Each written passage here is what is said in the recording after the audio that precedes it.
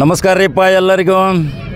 ಭಾರತ ಸರ್ಕಾರದ ಮಾಜಿ ಕೇಂದ್ರ ಸಚಿವರು CM ಇಬ್ರಾಹಿಂ ಸಾಹೇಬ್ರು ಇವತ್ತು ನಮ್ಮ ಜೊತೆ ಜಮಖಂಡಿ ನಗರದ ಹಾಜಿ ಸಾಬ್ ನಿಡೋಣಿ ಅವರ ಒಂದು ಸಂತೋಷ ಕೂಟದಲ್ಲಿ ಭಾಗವಹಿಸಿದ್ದಾರೆ.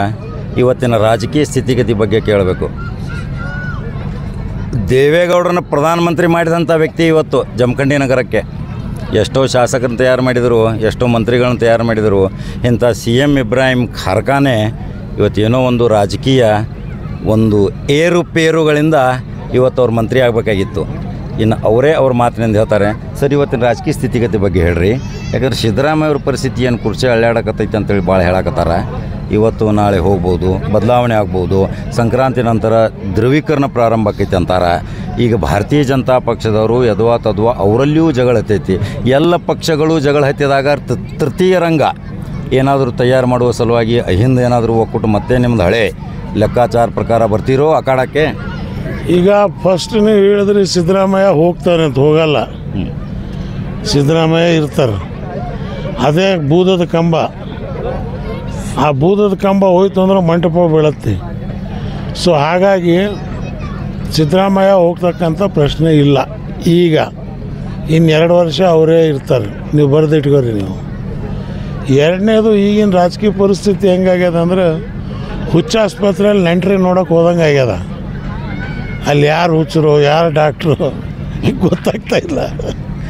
ಈ BJPದಾಗಂತೂ ಅಲ್ಲೋಲ್ ಕಲ್ಲೋಲ, ಹುಡುಗರ ಕೈಯಾಗಿ ಚಿನ್ನಮಣಿ ಕೊಟ್ಟು ಒಂದು ಕಡೆ ರಮೇಶ, ವಿಜಯೇಂದ್ರ, ಯತ್ನಾಳ ಇವೆಲ್ಲ ಅವ್ರ ಭಾಷೆ ನೋಡಿದರೆ ನಿಜಕ್ಕೂ BJP ಸಂಸ್ಕೃತಿಗೆ ಈ ಜನ ಹೊಂದೋಂಥವ್ರಲ್ಲ. ಯತ್ನಾಳ ಆಡೋ ಭಾಷೆ, ರಮೇಶ್ ಆಡೋ ಭಾಷೆ, ಇವರೆಲ್ಲ ಯಡಿಯೂರಪ್ಪನ ಜೊತೆ ಹೋಗಿ ಸೇರ್ಕೊಂಡವರು. ಯಡಿಯೂರಪ್ಪನಿಂದ ಮುಂದೆ ಬಂದವರು. ಇವತ್ತೇನೇ ನೀವು ಹೇಳ್ರಿ, ಯಡಿಯೂರಪ್ಪನ ಜೊತೆಗೆ ಲಿಂಗಾಯತರು ಅದಾರ. ಎಂದಿನವರೆಗೆ ಯಡಿಯೂರಪ್ಪ BJPದಾಗ ಇರಲಿಲ್ವೋ ಆವಾಗ ಬರೀ ಎಂಕು ಸೀನು ಮಾಧು ಅಷ್ಟೇ ಇದ್ದಿದ್ದು. ಯಾವಾಗ ಶಿವಪ್ಪ, ಸ್ವಾಮಿ, ಅಯ್ಯ ಈ ಹೆಸರು ಬಂತು ಆಗ BJP ಮ್ಯಾಗ ಬಂತು. ಇದು ಅದಕ್ಕೆ ಒಂದು ಉದಾಹರಣೆ. ವೀರೇಂದ್ರ ಪಾಟೀಲ್ರು KPCC ಅಧ್ಯಕ್ಷರಾದಾಗ 173 ಸೀಟ್ ಬಂತು ಇಡೀ ಲಿಂಗಾಯತ ಸಮಾಜ. ಯಾವಾಗ ವೀರೇಂದ್ರ ಪಾಟೀಲ್ರನ್ನು ತೆಗೆದ್ರು ರಾಜೀವ್ ಗಾಂಧಿಯವರು, ಆವತ್ತು ಹೋದ ಲಿಂಗಾಯತರು ಮತ್ತು ಕಾಂಗ್ರೆಸ್ಸಿಗೆ ವಾಪಸ್ ಬರಲೇ ಇಲ್ಲ. ಅದನ್ನು ಯಡಿಯೂರಪ್ಪನವರು ಸದುಪಯೋಗ ಪಡಿಸ್ಕೊಂಡ್ರು ಮತ್ತು ಲಿಂಗಾಯತರಲ್ಲಿರ್ತಕ್ಕಂಥ ಎಲ್ಲ ಒಳಪಂಗಡಗಳನ್ನು ಸೇರಿಸ್ತಕ್ಕಂಥ ಕೆಲಸವನ್ನು ಯಡಿಯೂರಪ್ಪನವರು ಮಾಡಿದರು. ಇನ್ನು ತೃತೀಯ ರಂಗ, ಹೌದು, ನಾನು ಚರ್ಚೆ ಮಾಡ್ತಾಯಿದ್ದೀನಿ, ರಾಜ್ಯಾದ್ಯಂತ ತಿರುಗಾಡ್ತಾ ಇದ್ದೀನಿ, ಕೂತಿಲ್ಲ. ನಾನು ಮಂತ್ರಿ ಆಗಬೇಕು ಅನ್ನೋಕ್ಕಂಥ ಇಚ್ಛೆ ಇಲ್ಲ, ಮಂತ್ರಿ ಮಾಡಬೇಕು ಅನ್ನೋನು ನಾನು. ಯಾವತ್ತು ಹೇಳ್ತೇನೆ, don't try to be a king, you become a king maker ಅಂತ. ಹುಟ್ಟೋದಲ್ಲ, ಹುಟ್ಟಿಸೋರ್ಬೇಕು. ಈಗ ಸಿದ್ದರಾಮಯ್ಯನಿಗೆ ಬಾದಾಮಿಗೆ ತಂದ್ವಿ, 1100 ಓಟ್ನಿಂದ ಗೆಲ್ಲಿಸಿದ್ವಿ. ಮೈಸೂರಲ್ಲಿ ನಿಲ್ಲಿಸಿದ್ವಿ, 323 ಓಟ್ನಲ್ಲಿ ಗೆದ್ವಿ. ಇದೇ ಸತೀಶಿಗೆ ಖರ್ಗೆ ಅವರು PCC ಅಧ್ಯಕ್ಷರು ಫಸ್ಟ್ ಎಲೆಕ್ಷನ್ ಸಿದ್ದರಾಮಯ್ಯ 7 ಟಿಕೆಟ್ ಅಷ್ಟೇ ಕೊಟ್ಟರು ಸಿದ್ದರಾಮಯ್ಯನಿಗೆ. 8ನೇ ಟಿಕೆಟ್ ಕೊಟ್ಟಿಲ್ಲ, ಲಾಖನ್ ಸಿಂಗಿಗೆ ಕೊಡ್ಬೇಕು ಟಿಕೆಟು ಅಂತ ಖರ್ಗೆ ತೀರ್ಮಾನ ಮಾಡ್ಕೊಂಡಿದ್ರು. ನಾನು ಇನ್ನೂ ಕಾಂಗ್ರೆಸ್ಸಿಗೆ ಸೇರಲಿಲ್ಲ. ಚವಾಣ, ದಿಗ್ವಿಜಯ್ ಸಿಂಗು ಬಂದರು ನನ್ನ ಹತ್ರ, ನೀವು ಕಾಂಗ್ರೆಸ್ಸಿಗೆ ಸೇರಬೇಕು, ನಿಮ್ಮ ಕಂಡೀಷನ್. ನನ್ನ ಕಂಡೀಷನ್ ಏನೂ ಇಲ್ಲ, ಸತೀಶಿಗೆ B ಫಾರ್ಮ್ ಕೊಡ್ರಿ ಅಂತ. ಇಲ್ಲ, ಖರ್ಗೆ ಅವ್ರು ಲಾಖನಿಗೆ ಕೊಡ್ಬೇಕು ಅಂತ ತೀರ್ಮಾನ ಮಾಡ್ಯಾರ. ಹೇಳ್ದೆ ಆಯಿತು, ನಾನು ಕಾಂಗ್ರೆಸ್ಸಿಗೆ ಬರೋಲ್ಲ. ಕೊನೆಗೆ ಸೋನಿಯಾ ಗಾಂಧಿಗೆ ಫೋನ್ ಮಾಡಿ, ಸೋನಿಯಾ ಗಾಂಧಿ ಹೇಳಿದ್ರೆ ಇಬ್ರಾಹಿಂ ಏನು ಹೇಳ್ತಾರೆ ಅದು ಮಾಡಿರಿ ಅಂತ. ರಾತ್ರಿ 8 ಗಂಟೆಗೆ B ಫಾರಮ್ ಕೊಟ್ಟರು. 9 ಗಂಟೆಗೆ ಗೋಕಾಕ್ ದಳವಾಯಿ ಕೈಯಾಗ B ಫಾರಮ್ ಕೊಟ್ಟು ಸತೀಶ್ ಜಾರಕಿಹೊಳಿ ಕ್ಯಾಂಡಿಡೇಟ್ ಆದ. ಇಲ್ಲದ್ರೆ ಈ ಮುಂಡೆದು ಅವತ್ತೇ ಮುಗಿದಿತ್ತು, ಇವನು ಗೆಲ್ಲೋ ಅವತ್ತೇ ಸೀಟ್ ಸಿಗ್ತಿರ್ಲಿಲ್ಲ, ತಿದ್ದಬೇಕು. ಈಗೇನಾಗಿದೆ, ಸೀಟ್ ಸಿಕ್ಕಿದ ಮೇಲೆ ಚೆನ್ನಾಗಿ ಮ್ಯಾನೇಜ್ ಮಾಡ್ತಾರೆ ಅವರು. ಯಾರಾದರೂ ರಮೇಶು, ಸತೀಶು ಇವರೆಲ್ಲ ಜಗಳಾಡ್ತಾರಂದ್ರೆ ಹುಚ್ಚನ ಮಕ್ಕಳು, ಅವರೆಲ್ಲರೂ ಒಂದೇ. ಅವ್ರು 4 ಜನ ಅಣ್ತಂದ್ರು ಒಂದೇ ಮನೇಲಿ ಕೂಡ ಡಿಸ್ಕಸ್ ಮಾಡ್ತಾರೆ, ಹೊರಗೆ ಬಂದು ವ್ಯವಹಾರ ಮಾಡ್ತಾರೆ. ಅದು ಬಿಸ್ನೆಸ್ ತಪ್ಪಲ್ಲ, ಮಾಡ್ತಿರೋದು ಸರಿ ಇಲ್ಲ ಅಂತ ಹೇಳಲ್ಲ, ಅದು ಅವ್ರ ಸ್ಟ್ರಾಟಜಿ ಮಾಡ್ಕೊಂಡು ಹೋಗಲಿ. ಪ್ರತಿಯೊಬ್ಬರು ಒಂದೇ ಸಂತೆಯಲ್ಲಿ ವ್ಯಾಪಾರ ಮಾಡೋಕ್ಕಾಗಲ್ಲ. ಒಬ್ಬಣ್ಣ ಈ ಸಂತೆ ಒಬ್ಬಣ್ಣ ಆ ಸಂತೆ ಅಂದರೆ ವ್ಯಾಪಾರ ಚಲೋ ಆಗುತ್ತೆ, ಲಾಭ ಚಲೋ ಆಗುತ್ತೆ. ಬಟ್ ನಮಗೆ ಆ ಥರ ವ್ಯಾಪಾರ ಮಾಡೋಕ್ಕೆ ಬರಲ್ಲ. ನಾವು ಒಂದೇ ಸಂತೆ, ಒಂದೇ ಅಂಗಡಿ, ದೃಢವಾದಂಥ ನಿಲುವು, ದೃಢವಾದಂಥ ಸಿದ್ಧಾಂತ. ನೋಡೋಣ ಮುಂದೆ. ಜನವರಿ ಮಾರ್ಚ್ ಒಳಗೆ ಸರ್ಕಾರದಲ್ಲೂ ಏರ್ಪೇರ್ ಆಗ್ತವೆ. ಅನೇಕ ಜನ ಹೊರಗೆ ಹೋಗ್ತಾರೆ, ಅನೇಕ ಜನ ಒಳಗೆ ಬರ್ತಾರೆ. ಒಂದು ಶುಭ ಸೂಚನೆ ಏಪ್ರಿಲಿಂದ ಕರ್ನಾಟಕ ರಾಜ್ಯಕ್ಕೆ ಸಿಗ್ಬೋದು ಅಂತ ನನಗೆ ವಿಶ್ವಾಸ ಇದೆ. ಸರ್, ಸಮಾಜವಾದಿ ಮತ್ತು ಲೋಹ್ಯವಾದಿ ಜಯಪ್ರಕಾಶ್ ನಾರಾಯಣ ಅವರ ತತ್ವ ಸಿದ್ಧಾಂತದಂತೆ ನೀವೆಲ್ಲ ಅಳವಡಿಕೆ ಮಾಡ್ಕೊತ ಬಂದಿದ್ರಿ. ಈ ಸಮಾಜವಾದಿಗಳು ಎಲ್ಲ ಮಜಾವಾದಿಗಳಾಗ್ತಾ ಇದ್ದಾರಲ್ಲ ಈಗ. ದುರ್ದೈವ. ಅದೇನಾಗತ್ತೆ ಅಂದರೆ ಸಂತೆ ಹೋದಾಗ ಮಠದಾಗ ಓದ್ದವನಿಗೆ ಬ್ರಿಗೇಡ್ ರೋಡಿಗೆ ಬಿಟ್ಟರೆ ಏನು ಮಾಡ್ತಾನೆ ರೀ? ಒಂದು ಸಲ ಸ್ಮಾಲ್ ಒಂದು ಪ್ಯಾಕ್ ಕೊಟ್ಬಿಟ್ರೆ ಮುಗಿದೋಯ್ತದು. ಮಠ ಮರ್ತಾನೆ ಇದು ಶುರು ಆಗ್ಬಿಡೋದು. ಹಂಗೆ ಇವತ್ತು ಇವರಿಗೆ ಸಹವಾಸ ಸಂಘದ, ಅದಕ್ಕೆ ಬಸವಣ್ಣ ಹೇಳ್ತಾರೆ, ಸಾರ ಸಜ್ಜನರ ಸಂಘ ಮಾಡುವುದು ದುರದುರ್ಜನರ ಸಂಘ ಬೇಡವಯ್ಯ, ಹಾವು ಹಾವಾದರೇನು ವಿಷ ಬಂದೆ ಅಂಥವರ ಸಂಘ ಬೇಡವಯ್ಯ, ಅಂತರಂಗ ಶುದ್ಧಿವಿಲ್ಲದವರ ಸಂಘ ಸಿಂಗಿ ಕಾಳಕೂಟ ವಿಷವೂ ಕೂಡಲ ಸಂಗಮದೇವ. 12ನೇ ಶತಮಾನದಲ್ಲಿ ಬಸವಣ್ಣ ಇಂಥವು ಸಾವಿರಾರು ಮಾರ್ಗದರ್ಶನಗಳನ್ನು ತೋರಿಸಿದ. ಅದಕ್ಕೆ ನಾನು ಯಾವತ್ತೂ ಕೂಡ ನನ್ನ ರಾಜಕೀಯ ಸಿದ್ಧಾಂತ ಬಸವ ತತ್ವದ ಆಧಾರದ ಮೇಲೆ ಮತ್ತು ಡಾಕ್ಟರ್ ಬಾಬಾ ಸಾಹೇಬ್ ಅಂಬೇಡ್ಕರ್ ಅವರ ಮಾರ್ಗದರ್ಶನದಲ್ಲಿ ಜಯಪ್ರಕಾಶ್ ನಾರಾಯಣರ ಜೊತೆಲಿ ಬಿಹಾರಲ್ಲಿ ಚಳವಳಿ ಮಾಡಿದನು. ನಾನು 18ನೇ ವರ್ಷದ ವಯಸ್ಸಿನಲ್ಲಿ ಜೈಲಿಗೆ ಹೋಗಿದ್ದೆ. 18 ತಿಂಗಳು ಎಮರ್ಜೆನ್ಸಿಯಲ್ಲಿ ಜೈಲಲ್ಲಿದ್ದೆ.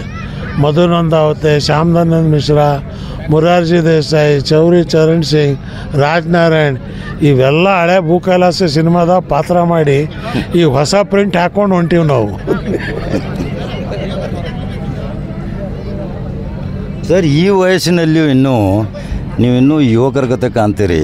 ಇನ್ನೂ ನಿಮ್ಮ ಚಸ್ಮಾ ಬದಲಾಗಿಲ್ಲ, ನಿಮ್ಮ ಬಟ್ಟೆ ಬದಲಾಗಿಲ್ಲ, ಇನ್ನೂ ಲವಲವಿಕೆಯಿಂದ ಇದ್ದೀರಲ್ಲ. ಇನ್ನೂ ಎಷ್ಟು ಜನ MLA ಮಂತ್ರಿಗಳನ್ನ ತಯಾರು ಮಾಡೋ ಕಾರ್ಖಾನೆ ನಿಮ್ಮದು? ಯದ್ಭಾವಂ ತದ್ಭವತಿ ಅಂತ. ಮನಸ್ಸು ಹೇಗಿರುತ್ತೋ ಆರೋಗ್ಯನೂ ಹಾಗೇ ಇರುತ್ತೆ. ನಮಗೆ ಇನ್ನೊಬ್ಬರ ಬಗ್ಗೆ ಕೆಟ್ಟ ಚಿಂತೆ ಬರೋದೇ ಇಲ್ಲ. ನಾನು ಎಷ್ಟು ಬೈದರೂ 10 ಗಂಟೆಗೆ ಮರೆತು ಬಿಡ್ತೀನಿ. ಮುಂಜಾನೆ ಎದ್ದ ತಕ್ಷಣ ಚೆನ್ನಾಗಿದೆಯೇನಪ್ಪ ಅಂತೀನಿ. ಅದಕ್ಕೆ ಯಡಿಯೂರಪ್ಪ ನನ್ನ ಮೇಲೆ ಭಾರಿ ಆಸೆ. ಅವ್ರು ಯಾವಾಗಾದರೂ ಒಂದು ಸಲ ಮನೆ ಕರೆದು ತಿಂಡಿ ಕೊಡ್ತಿರ್ತಾರೆ.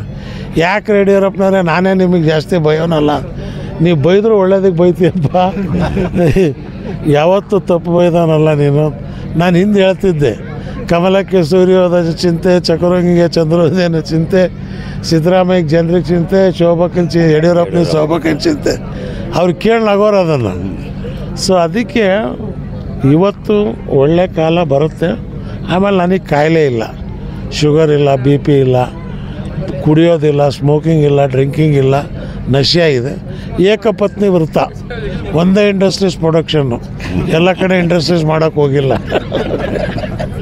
ಏಕಚಕ್ರಾಧಿಪತ್ಯನು. ಒಂದು ಹೆಂಡತಿ, 9 ಮಕ್ಕಳು. ಸರ್, ತೃತೀಯ ರಂಗ ಬಗ್ಗೆ ಒಂದು ಕೊನೆ ಸಂದೇಶ ಹೇಳಿ. ತೃತೀಯ ರಂಗ ಆಗಬೇಕು, ಬೇಸತ್ತಿದ್ದಾರೆ. ತೃತೀಯ ರಂಗ ಆಗಬೇಕು ಅನ್ನೋಕ್ಕಂಥದ್ದು ಇದೆ ಚಾಲನೆ. ಈಗ ಅವರೆಲ್ಲ ಬಹುಜನ ಸಮಾಜದವರು, RPದವರು ಪ್ರತಿಯೊಬ್ಬರು ನೀವು ಲೀಡ್ ಮಾಡಿ ಅಂತೇಳಿ ಹೇಳ್ತಾ ಇದ್ದಾರೆ. ನಾರಾಯಣಗೌಡರು ಎಲ್ಲವೂ ಕೂಡ. ನಾನು ಇದನ್ನೆಲ್ಲ ರಾಜ್ಯದಲ್ಲಿ ಪ್ರವಾಸ ಮಾಡೋದಕ್ಕೆ ಶುರು ಮಾಡಿದ್ದೀನಿ. ಜನರ ಅಭಿಪ್ರಾಯ ಕೇಳ್ತೀನಿ. ಒಂದೇನಾಗತ್ತೆ, ನೀವು ಎಂಥ ರಂಗ ಮಾಡಿದರೂ ಕೂಡ ಮಹಾತ್ಮ ಗಾಂಧಿಗೆ ಎಲೆಕ್ಷನ್ ನಿಲ್ಲಿಸಿದ್ರು 10 ಕೋಟಿ ಬೇಕು. ಗಾಂಧಿ ನಿಂತಾನ ಅಂಥೇಳಿ ಜನಕ್ಕೆ ಗಾಂಧಿ ಕರ್ಕೊಂಡು ಹೋದ್ರೆ ನೋಡ್ರಿ, ಗಾಂಧಿ ಬಂದಾನಂದ್ರೆ ಇವನಿಗೆ ಉಡೋಕೆ ಬಟ್ಟೆ ಎಲ್ಲ ಯಾಕೆ ಕರ್ಕೊಂಬಂದ್ರಿ, ಏನು ಕೊಡ್ತಾನೆ ನೀವು ನಮಗೆ ಅಂತಾರೆ. ಸೊ ಇವರು ಇಷ್ಟೆಲ್ಲ ಯೋಜನೆ ಕೊಟ್ಟರು ಕೂಡ ಚನ್ನಪಟ್ಟಣ ಎಲೆಕ್ಷನಲ್ಲಿ 100 ಕೋಟಿ ಕಾಂಗ್ರೆಸ್ ಖರ್ಚು ಮಾಡಿದ್ರು, 150 ಕೋಟಿ ಕುಮಾರಸ್ವಾಮಿ ಮಾಡ್ದ. ಶಿಗ್ಗಾವಿಯಲ್ಲಿ 100 ಕೋಟಿ ಕಾಂಗ್ರೆಸ್ ಮಾಡಿದ್ರು, 200 ಕೋಟಿ ಬೊಮ್ಮಾಯಿ ಮಾಡ್ದ. ಪಾಪಿಯ ಧನ ಪ್ರಾಯಶ್ಚಿತ್ತಕ್ಕಲ್ಲದೆ ಸತ್ಪಾತ್ರಕ್ಕೆ ಸಲ್ಲದಯ್ಯ, ನಾಯಿ ಹಾಲು ನಾಯಿ ಮಕ್ಕಳಿಗಲ್ಲದೆ ಪಂಚಾಮೃತಕ್ಕೆ ದಕ್ಕದಯ್ಯ ಅಂತ. ಹಾಗೆ ಪಾಪದ ದುಡ್ಡು. SR ಬೊಮ್ಮಾಯಿ ಎಂಥ ದೊಡ್ಡ ಮನುಷ್ಯ, ಅವನ ಮಗ ಇವತ್ತು ಯಾವ ಪರಿಸ್ಥಿತಿ ಬಂದಾನ. ಶಿಗ್ಗಾವಿಯಲ್ಲೇ ತನ್ನ ಮಗನಿಗೆ ಗೆಲ್ಸ್ಕೊಳ್ಳೋ ಶಕ್ತಿ ಉಳಿದಿಲ್ಲ ಅಂದರೆ ಮತ್ತು ಅದೆಂಥ ರಾಜಕಾರಣ. ಸೊ ಹಾಗಾಗಿ ನೋಡೋಣ. ಕಾಲಾಯ ತಸ್ಮೈ ನಮ್ಮ ಕಾಲಚಕ್ರ ಉರುಳತ್ತು. ಕೆಳಗಿರೋನ್ ಮೇಲೆ, ಮೇಲಿರೋನ್ ಬರಲೇಬೇಕು. ಇದು ವಿಧಿನೇಮ. ಈಗ ರಾತ್ರಿ ಆಗ್ಯದ, ಬೆಳಗ್ಗೆ ಸೂರ್ಯ ಉದಯ ಆಗಲೇಬೇಕು.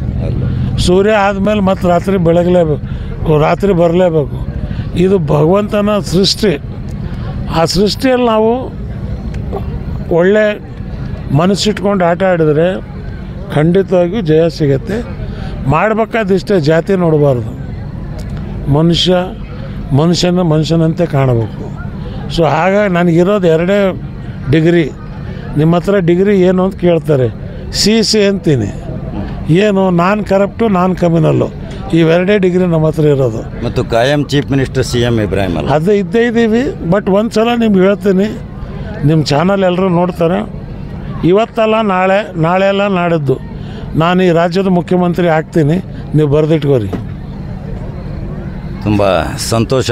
CM ಇಬ್ರಾಹಿಂ ಅವರು ರಾಜ್ಯದ ಮುಖ್ಯಮಂತ್ರಿ ಆಗುವ ಸಲುವಾಗಿ ಇವತ್ತು ತಮ್ಮ ಭವಿಷ್ಯವನ್ನು ರೂಪಣೆ ಮಾಡ್ಕೊಂಡಾರೆ. ತುಂಬ ಸಂತೋಷ ಸರ್.